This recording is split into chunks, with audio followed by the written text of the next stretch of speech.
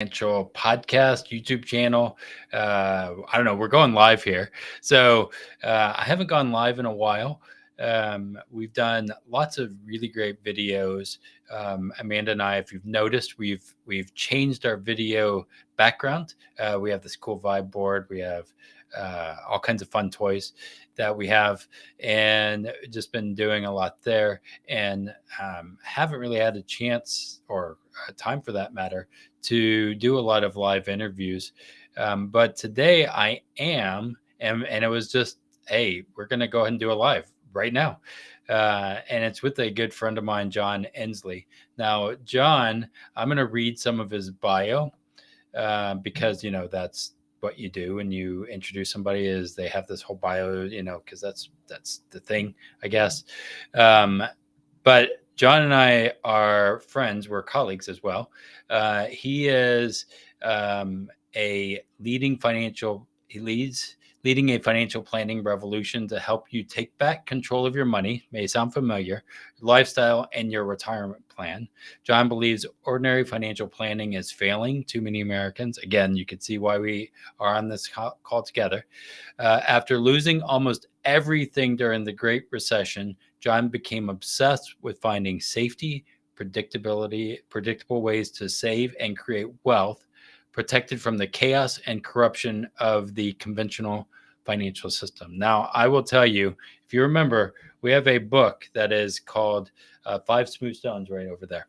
And what I like about this, our topic, is our book is about moving from chaos to still. And the reason I have John on is because he has been through the chaos. He helps people go through the still method. He just doesn't know that it's called the still method. He's going to have to give me royalties or something, I guess. Anyway, John is an amazing, great friend and also loves to do boating stuff.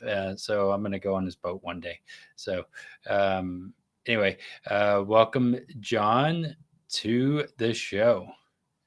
Hey, John. Thanks, Brandon. Super excited to be here. Hopefully I gave your bio justice. I didn't go through all of the great things that you've done.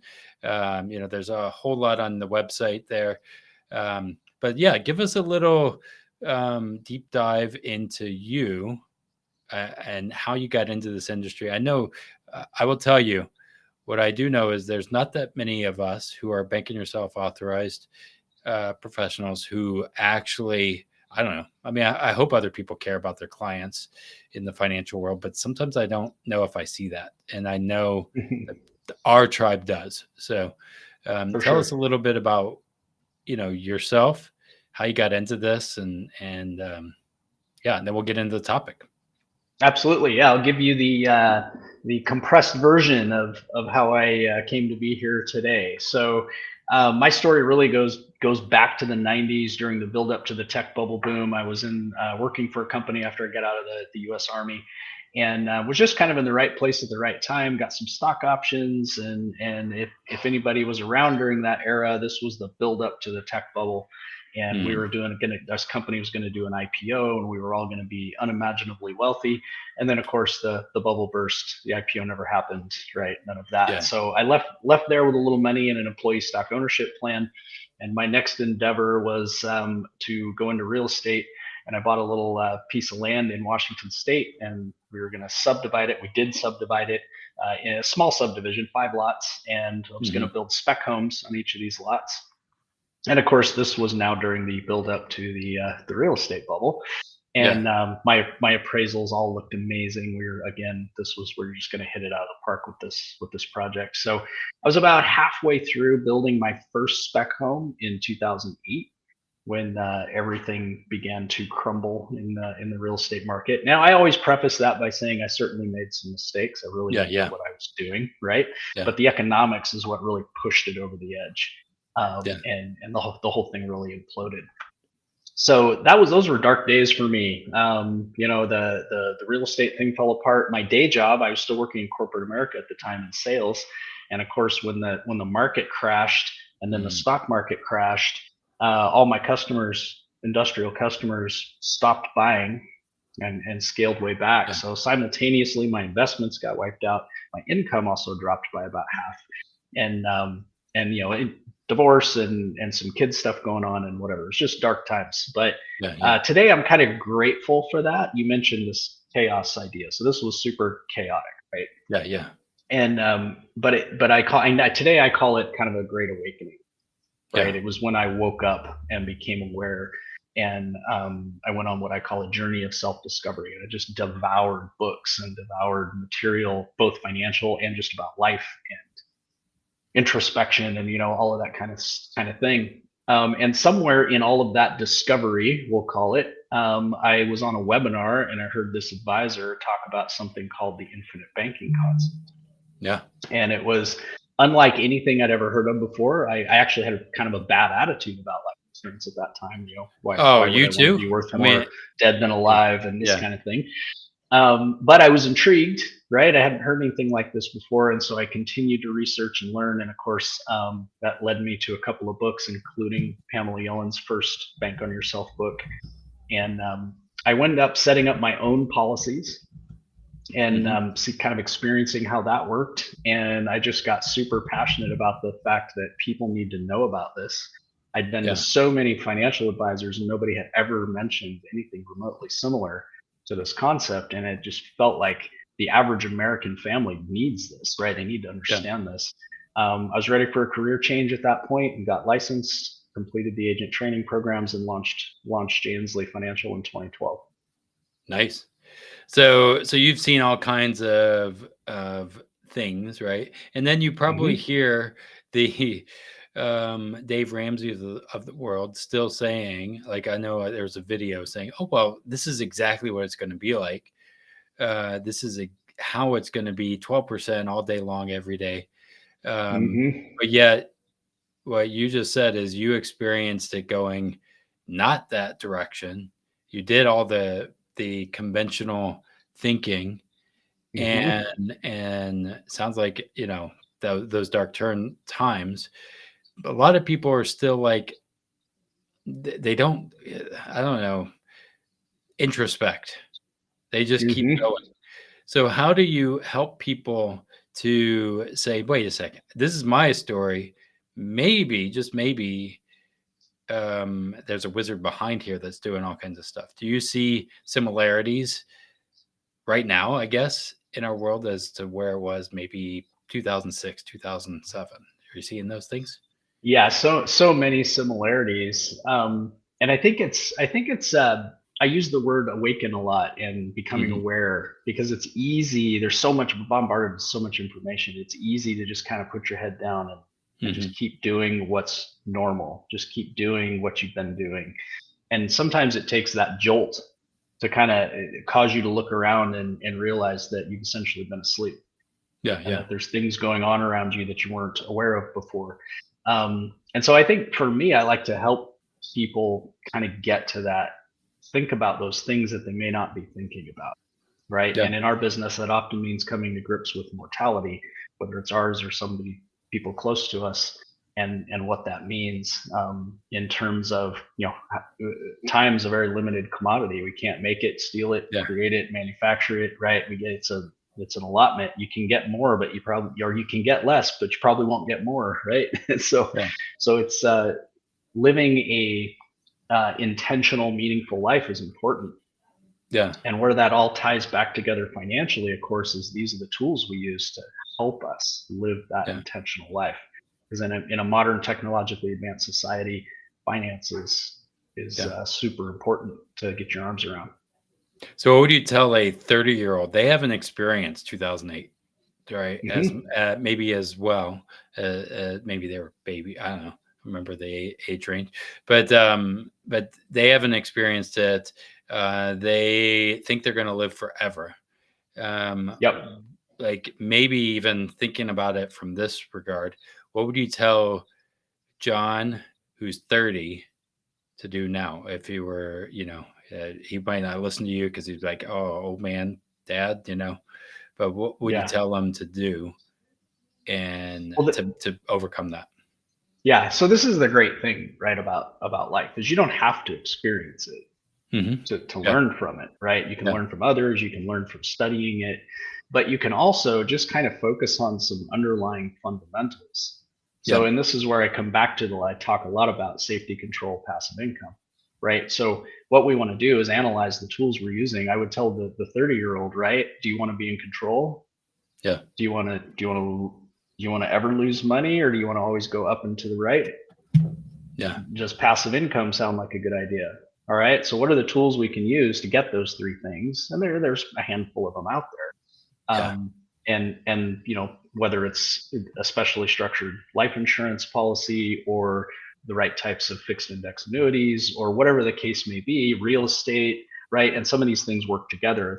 I always describe the whole life concept as a platform. It's not an investment in and of itself. It's a platform where we hold the cash to then go out and make investments, whatever Yeah. those are that we're into. Yeah.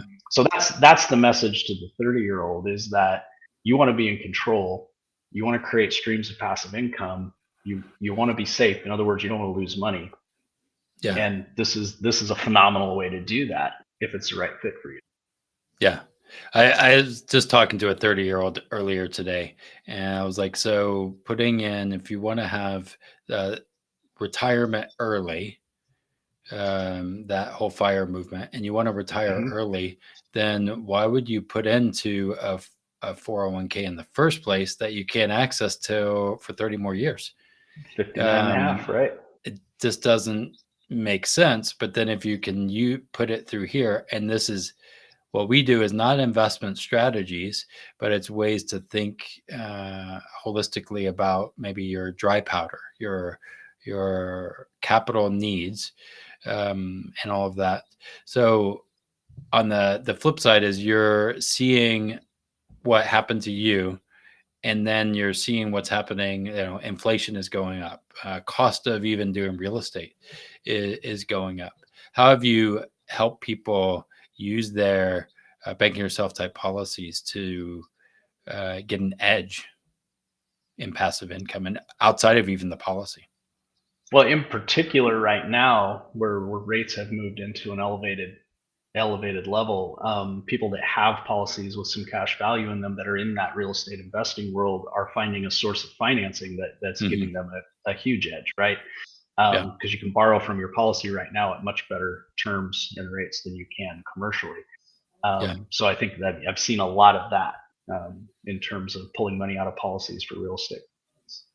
Yeah, and I'm seeing it often as well, or instead of using a credit card, or but some people do in flips, they're like, "Oh yeah, it's just going to be easy. I'm going to take a credit card and do this flip." They could use the policy, which again, I've seen things that oh, it's going to be it's up and to the right. All I need to do is sell it in 2 months, but then they forgot Hmm. that it's takes a while just to get I don't know, help the department to give you a license to work, right? Right. um, just on that part alone. And they're like, oh, I thought, and then they're 0% interest Or time is over. you rip that kitchen wall open and find out there's a water line's been leaking in there for the last 10 years, and you've Yeah, got a yeah, mold problem, and now it's going to take you 4 months to rehab this property instead of the 2 months you thought, right? yeah, right, right. And in the meantime, that credit card is going ching ching ching. Yeah. And I think that's why I love being in the real estate world, and why real estate and banking yourself are like nitro and glycerin, right? You can Hmm. if you understand how that goes, and we understand cash flow, passive income, this will have passive income if you want it, which is Hmm. amazing. Same with annuities. Like an annuity is like having a renter without um, having to have renters, right? Kind of Right. idea. Um, Doesn't take much management. yeah, yeah. So you don't have to worry about the toilets in that regard. So um, Yep. yeah, so the title, the reason we chose this is safety, control, and passive income. Oh my. Um, we did that with, I don't know if you guys are, maybe some people are young enough. Um, I kind of thought about it like Wizard of Oz, right? And and in the Wizard of Oz, we think about this, but then there's a guy behind a curtain, Anyway, I'm just thinking about this just now. What do you think about where this curtain is and the wizard behind it? Do you think there's something to that? Is there something we should be aware of? Is there books you recommend to say, hey, how would I be older John and learn this stuff? Where would I go? So this is a resource I share quite a bit, and it's a little bit of an odd one. Hmm. So it's a YouTube channel, and there's a guy named Mike Maloney. Mike Maloney is a gold guy, right? That's why Okay. this is a weird one for Yeah. us, right? Because I'm Yeah. actually sending you to a gold guy's Yeah. YouTube channel. But Mike Maloney, he has the Hidden Secrets of Money series. Okay. They're YouTube channels. The first about six of them Yeah. are the best ones, and he does a phenomenal job of explaining how money works, how the Fed works, how taxes tie in. So this whole series of videos is just an excellent explanation of currency and money and how it all works in a super simple approach. So in terms of the wizard behind the curtain, I think those do a great job education wise of understanding how the levers are being pushed and pulled and how that's having an impact on every one of us. So Yeah. that's a resource I'd love to share. It'll take a couple hours to get through all the videos, but I think it's well worth it. Secrets of Money playlist. I think The that's hidden, yeah, that's it. The hidden secrets of money. um yeah, I'm gonna let's see, hold on a second. I'm gonna put this here. Um and again, we don't make any money. I don't know Mike Maloney at all. Exactly. I don't. Um but again, here's the thing, right? Some of it may be, you know, craziness, and some of it may be real, right? But educating ourselves in a way that makes sense um, is important. And what I've learned in our faith background is take the best and run, right? Learn Hmm. and say, yeah, maybe I don't um, agree with all of that. However, I do agree here. So I'm gonna share this Yeah, here. that's what I always when I share this resource, I always tell people, don't worry too much about all the if they're the gold ads pop up, right? Just do whatever Yeah, you think about gold is fine. It's the other part to pay attention to. How is the money being created? How's it flowing through the system? yeah. That kind I'm gonna put it in the chat here. I think this is the link. I just put their YouTube here. Yep, that Can you looks see right. my?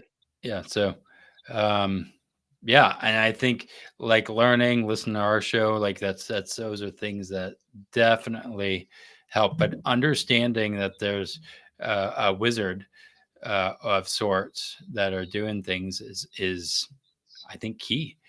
Um, Most people are asleep at the wheel. They are doing the same things and expecting different results, right? Um, Absolutely. and I think that is again really challenging. So I'm going to put it also here. Give me 1 second. Mike Maloney. I'm also doing background. If you notice, I'm putting all kinds of stuff here. So what else? Like you again with as we think about life insurance, it is not gold. It's life insurance. Hmm. How does life insurance give us safety? um, I thought it was just meant, as you were saying earlier, for when you're dead. How is this different? And what would you say to a person who's the Dave Ramsey-esque fan? Yeah, so life insurance is simply it's like any other financial tool, right? Hmm. Their financial tools aren't in and of themselves good, bad, or indifferent. They're agnostic. They do what they Yeah, do. It's a matter of using the right tool for the right objective, the right function. So life insurance is no different. It's a financial tool. What most people don't realize about life insurance nowadays is that the kind of life insurance that's been around for a long time, like over 150 years, is a kind that accumulates cash value. It accumulates something yeah, you yeah, can use while you're still alive. And so people don't just intuitively think of life insurance, but that's essentially, I describe it as a system for saving, borrowing, and investing. which is Yeah. effectively what I refer to as the banking equation, right? We Yeah. use the banking system to save, borrow, and invest. And so this is an alternative to that, a way to use properly structured life insurance contracts to create our own system for saving, borrowing, and investing. And that's the way I like to describe it. So, from a safety standpoint, I like to also think about the difference between the banking industry and the life insurance industry, or really the whole insurance industry too. Is Yeah. banking is in the business of taking risks, right? When a Hmm. depositor comes in, they make a deposit in the bank takes that money, they leverage it about 10 times, they loan it out to people to do whatever they're going to do with it. They're taking a risk, right? I'm going to loan this money to this business Hmm. owner, to this car buyer, to this, whoever, and they're taking a risk that that's going to get paid back. And so Yeah. they're in the business of taking risks. Yeah. And in fact, historically, we see lots and lots and lots of bank failures, right? Because Yeah. often those risks don't pay out. Most recently, we saw 3 or 4 last year, big substantial bank failures because they took risks in the Yeah. bond market and lost. Yeah. Insurance, on the other hand, is all in the business of mitigating risk, right? That's what Yeah. insurance actuaries do, is they calculate risk over long periods of time and they position Yeah. those companies to avoid those risks. So it's a Yeah. totally different model. And in fact, if we look historically, we see very few, particularly life insurance company failures. Very, very Yeah. few in the last 20, 30 years, and not very many even before that. Yeah. So they're two totally different business models. So from a safety standpoint, you're using an industry on the insurance side that is built for safety. Now, is Yeah. Yeah. anything 100% safe? Is anything 100% foolproof, secure? Of course not, right? It's totally possible that a life insurance company can fail, or Yeah. even the industry could get in trouble, but it's exceedingly less likely Yeah. than the alternatives, right, in the banking industry. So, Yeah. from a safety standpoint, while it may not be 100%, it is the safest option that we can pursue. And that's really what we're at. What I like too is I know it's safe, as far as that goes. I mean, if we have zombies attacking, all businesses are gonna. Who knows what's gonna happen, right? And or aliens, or I don't know. I don't know what the future holds. I mean, Asteroid strikes and alien invasions, right? yeah, We yeah. can't really hedge I don't against know. those. But I know, like, for actuarially and how that works is really powerful, because some people are like, yeah, but what's the guarantee on this? I'm like, well, if you want to go as guarantees, a contract is as good of a guarantee, and I actually sign my name on a piece of paper that says, here's the guarantees. Now, if we hit Mhm. by an asteroid, who cares about the paper?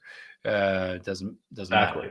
right? Or zombies get an axe. That's what I tell people. Right? I don't know, but the power of a contract is huge, and to be able to leverage that, and also from a business model perspective, I can really show where this is going to be a profitable business model, because it is a Hmm. business model, not a uh, way of just risking and losing.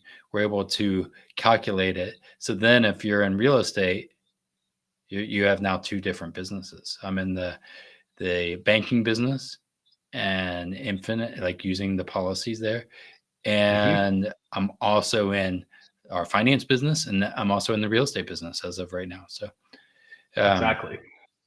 which is a lot of fun. So now you overcame that. What are some of the really big successes that somebody just got it, and now you've been doing this since you said 20. What year was 2012. it? 2012. So that's about 12 years, right? So you've probably Hmm. seen some really Exactly. great successes and some great failures. So give me a good success of a client. Don't say their name or anything, but Sure. that you're like, oh, unless they want to, that you're like, wow, this guy like took this. He was on this end. He's on this end now, and now he's a bazillionaire. I don't know. Yeah, right. So lots of lots of great success stories with a lot of clients, and your definition of success comes into play Hmm. here, right? For some people, it means that they've just built this policy up over a period of Hmm. years. They've got a nice chunk of cash value now, and they Yep. literally just don't need a bank outside Yeah. of maybe a mortgage or something, something like that. They don't need banks anymore for their financing needs. That's Yeah. successful. I mean, it's Yeah. hugely Yeah. successful. And then, of course, there are specific clients. I tell the story about a young Marine Corps pilot that I started working with quite a few years ago, and he came back from overseas, and because they don't a lot of times have much to spend their money on overseas. A lot of these guys save up Yeah. quite a bit of money. Yeah. So he came back from overseas and he bought a Tesla, right? He went out and bought a Yeah. Tesla. Then he heard about Bank on Yourself, and we did the process, and I ended up meeting him, and we kind of went through the process and got him set up with a policy, and Yeah. he funded that policy with a large lump sum on the front end, and he immediately borrowed against the policy and paid the Tesla off, and then Nice. paid the Yeah. payments back to the policy. So it took him a few years, and he paid off the policy loan. And Yeah. then he came back and he borrowed some money and he bought a rental property. And then he got that paid off. And then he bought another rental property. And that's kind of what he's been doing now. I mean, I don't know, I think it's been 8 or 10 years I've been working with Yeah. him. Yeah. And so, this policy just keeps getting bigger and bigger. He continues to fund it, and he continues to use it to drive these rental property purchases, and which is building up his passive income streams from the rental properties. He's been able to finance it at extremely favorable terms. It's just worked out fantastic from that standpoint. And then, of course, at some point, he's going to want to retire, and his Yeah. policy is going to have a large amount of cash value in it that he can then convert to an income stream to augment Yeah. all the rental income. It's if it's done right, it's really a remarkable system.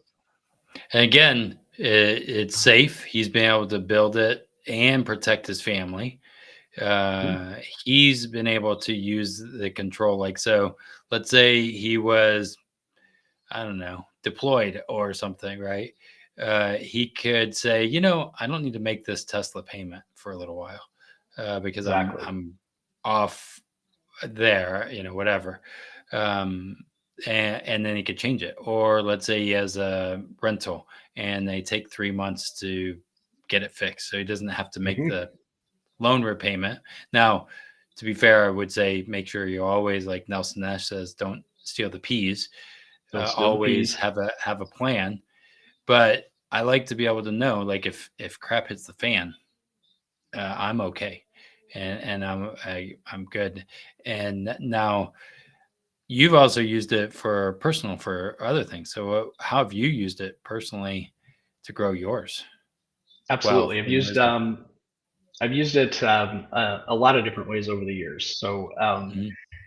real estate for sure, right? We used policies here just in recent years. I'll cover that. So in recent Mhm. years, we've built two homes using policy loans. We bought an Airbnb property down in La Paz, Mexico, that we used Nice. policy loans as part of that financing. And each time we do a project, we then the big thing I tell clients is you have to have a plan, right? Yeah. Yeah. How are you going to use it? What's the exit? Right? What's the plan? As long as you have a plan, Yeah. then you're good to go. So in a lot of these projects, we would use the policy, complete the project. Maybe we get some kind of financing on the project that we pay the loans off with, so we can use them for the next project, right? Because that Yeah. project's now self-sustaining. It's bringing in Yeah. income. Yeah. Yeah. My most recent endeavor is I'm getting a sailing school started. Sailing is one of my passions. I'm a licensed captain, certified sailing instructor.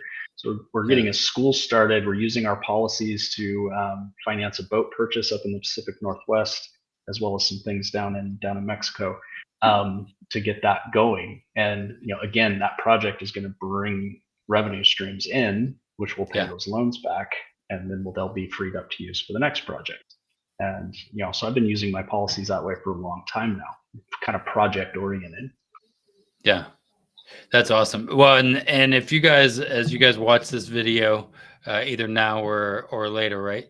Um, we did a money map that the episode just released today.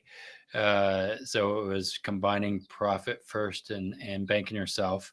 And as John was sharing how it kind of flows and does one thing and then does another thing and makes this cycle, we actually have a video sharing just that of Amanda and I, how we did that. So John, you should check that out. It's literally I will. um, a map of saying, oh yeah, taxes. Here we go. Bought it, use a policy. Then we pay ourselves rent, and then it goes back. And then you just. What's fun is as you grow in income, again, passive income, and have control, then you can do a lot more, and your lifestyle could change. I mean, I don't know. I don't know if I'll ever buy a boat like you, but I'm also not in that industry, so I'm As just you mentioned, we'll have to get you and Amanda out sailing sometime. yeah. I think that would be amazing, right? So, um, now what would you tell people? They've now listened. They're saying, yeah, but life insurance is stupid. That Dave Ramsey esque. No, it's not for me. It's too complicated. I hear this all the time. It's way too complicated. And as a business owner, I need simplicity. Hmm. So I've been thinking about this a lot for business owners. This is amazing for business owners, but they are saying it's too complicated. So can you simplify it for us? Is it simple? Like, yeah, It's super simple. Um, you fund a life insurance policy, it builds up cash value, and talk about simplicity. If you need a policy loan, you hmm literally check a box on a form, sign it, electronically transmit it to the insurance company, and in about a week they direct deposit money into your bank account. I don't right, know if I don't know if there's any business owners listening right now. The last time you applied for a business loan and what that process was like, and the stacks of paperwork and verifications, and yeah, the weeks of everything, been digging through every bit of your financial life just to see if they'll honor you with giving you a loan. yeah, So it doesn't get any simpler. What's complicated, or what people call complicated, is not so much the product, it's the idea, yeah, yeah, because it's a little out of the box, it's a little unconventional, it's not mainstream. So it feels complicated because it's a little foreign to our yeah, thinking. The yeah. product itself is drop dead simple. I mean, it's as simple as it gets. Yeah, and I'm just reminded I took a loan with one of the companies, and I swear, like literally 2 days, I think I got it, Yeah. which was like kind of shocking to me. Sometimes I'm like, oh man, and I do this stuff for a living, and I'm like, wow, that was fast. Um, it's definitely not like an ATM, right? But For it's sure. pretty quick, where we can use it and as you make smart decisions, and then have a good advisor, right? I know John and how he works with clients. I know how we do, but having people that care about you, helping you make sure, um, we're not just going to go take a policy loan to go to Vegas and put everything on black, right? Um, Right. I'll maybe advise my clients to say, hey, maybe you need to think about that, right? Right. So Yes, for sure. I want to share your site as well. I know we did the money thing, but let me add this here. And I know we don't have as many guests today because I was an impromptu thing, so no one knows that we're actually live right now, unless they're scrolling through my social media. I don't know. Not that I don't think anybody would be doing that. I mean, I'm not that exciting. Um, So this is your website, Jay Ensley. So if you want to talk to somebody who is cooler than me and has a sailboat, uh, you know, or mini boats probably, reach out to John, right? I will tell you, he's probably a lot cooler than me in that regard. Um, Nobody's cooler than you, Brandon. I don't know. My wife would beg to differ. Um, she's like, and also having a 5-year-old, she's like, all right, these dad jokes are stupid. So Right. um, yeah. Right. So go to jensley.com. That is an easy website. But here, tell us, what should they do on this site? So the main thing with the site is to have a conversation. You Mhm. said a moment ago how important it is to work with the right advisor, and I Yeah. just can't. The work you and Amanda do, I think, is amazing, and anyone that connects with you is going to be in amazing hands. But that's really, it's about communicating and having a conversation with someone who will take the time to understand your needs, understand your Mhm. wants, your concerns, educate you on some of these concepts without shoving this concept down your throat. There's a lot of Yeah. that goes on in our industry where there's pushing applications in front of people as quick as they can. And I just think it's super important to slow down a little bit, Hmm. consume the knowledge and the information and the understanding, and figure out how this really fits. And that comes down to the advisor you work with, being able to facilitate that. Yeah. So the big thing on the site is, click on the button and let's have a conversation. Yeah, I think what you just said is having that conversation is really, really, really important. I know of people. I mean, I'm in the industry. I hear all kinds of companies that they're like, yeah, they just told me this or that, and I know that we have backgrounds in this, and we listen. And Amanda's a CFP. We are certified in this. It is so much more than just let's start up a policy and go, but it's how is it going to be able to be used to do what you want to do outside? Because passive income isn't just a policy. It will provide passive income, um, but it's what you do with it that really matters to create passive income. Like the risk, the real estate, the other areas that it's infinite actually. And so to have a Hmm. good guide that's going to be there 6 months, a year, like 3 years down the line, 5 years, not just say, oh, great, now see you later. That's really important. And I know John does that because I talk to him regularly. And look at this. Where's your sailboat at? It's got to be on here somewhere.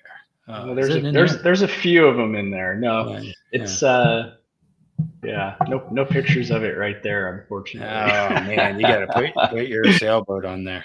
Uh-huh. Uh, Yeah. So, guys, thanks for joining us here. And reach out to John. Tell him you heard this. Um, and if you have questions that you're like, hey, I don't want to talk to Brandon or Amanda, but you know, John sounds good. Connect to him, right? And just tell him we sent you. And don't forget, like, subscribe, ring the bell. And if you want to hear more, if you want us to come on and do a case study or something like that, put that in the comments because we would love to do that. I know we're doing a lot more with our vibe board, as you'll see in some of them are our own case studies, personal case studies. Right. So do more of that. And if you guys have questions, don't hesitate. So, John, thanks for joining us. Always love hanging out. I think we'll be hanging out again here shortly in a couple months here. So, In the conference, yes. yeah, we are going somewhere fun, which is not really that fun, Michigan. Um, you know, whatever. It's not Hawaii, but it is fun. It's, hanging out with you guys. So Yeah, for cool. sure. For sure. Thanks Thanks. so much for having me on, Brandon. This has been a lot of fun. Awesome. So we will see you guys later. Don't forget, like, subscribe, and hit that bell.